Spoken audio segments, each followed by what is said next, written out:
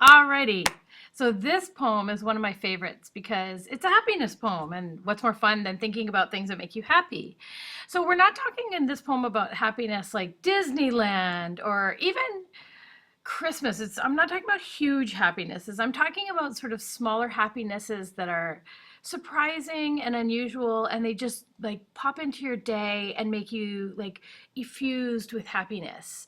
So one of the cool things about this happiness poem is that we want to look for an ending that really describes happiness through an image, and it doesn't just say I am happy, but it gives an image to describe that. So I'm gonna put my glasses on. Let's look at some examples here. So one of my favorite poems is James Wright's A Blessing. And he's writing just about driving down the road in Rochester, Minnesota with his friend, and they come across two horses standing by a fence, and they just go out of their car. They pull over and they get out of their car and they pet these horses, and it's just a moment of like, wow, cool, look at these horses, and this is so cool, and they're just petting them, and it's beautiful and it's really lovely. But what I want to point out to you here in this poem, I won't go over the whole part of it, but is look at his image of happiness. Suddenly I realize that if I stepped out of my body, I would break into blossom. So, I mean, he's just saying that the happiness, if he had no body containing him, he'd go poof into a bloom, a flower, a blossom. I just thought, God, that's beautiful. Okay.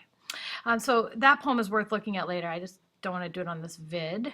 Okay, this one is written by a student, and she's talking about just how her cat is around. And see if you can catch what the image she uses at the end, okay? Try to look at the image she uses. Bedtime. My light clicks off, yet my family has been asleep in rooms nearby for hours. I creep into bed and lie still and silent. My cat, who has patiently waited up for me, retires to her bed. I see her dark silhouette against the window. Her soft purr is carried to me by a warm summer breeze. I am compelled to get up and run my hands through her soft, warm fur, and we both stretch in delight. Okay, that's a cool poem because it captures just a beautiful little happy moment of her and her cat, and she pets her cat, and then they both stretch in delight, and you can just be like, yeah, this is cool, this is just a really lovely little moment. But it's not like, hey, yeah, we're at Disneyland. No, this is just her and her cat. Small moments are what we're looking for here. Here's another example by a student about getting into a shower and how it feels when you get into the shower. So look for the image. I'm talking about the final image. Okay, shower of new beginnings. My soiled, rough feet scream as they touch icy cold tiles in the bathroom. From the tips of my toes, I hop into the shower where troubles will wash away like dirt. Plump, hot drops. It's even hard to say that. Plump, hot drops. It's like kind of like the beating of the shower on her. Plummet down my rising skin, and my back cringes as searing liquid runs down my spine, and my body splinters water into the wall.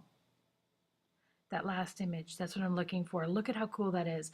It's just like, it's icy cold tiles, and then the hot water just rolls down her back, and it's like, chew! And all the water splinters onto the wall. And that's just an image of happiness.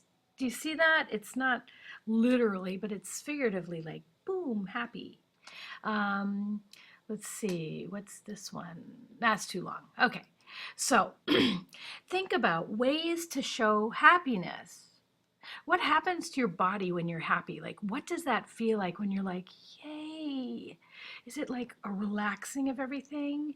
Is it a toing of your, what do you call these? Arm hairs? Do they go up? Boing. Do you feel like jumping? Do you feel like collapsing in just utter joy? What happens to your body? This is what I'm asking you. When you feel just like, yay, happiness. Where did my favorite poem go? There's a really cool one about Miss Nire. Darn, I can't find it. All right.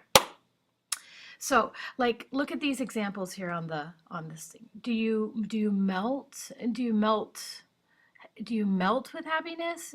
Does your body just like wig out? What happens? Do you dissolve, right? Do you burst? Do you sing? Do you radiate? Do you scream? Okay, so start by thinking about what you do, right? When you show happiness, when happiness, you know, envelops you, what happens to your body? Um, and we're going to try to come up with an image that shows that for your ending of your poem. All right, as always, oops, forget my email there.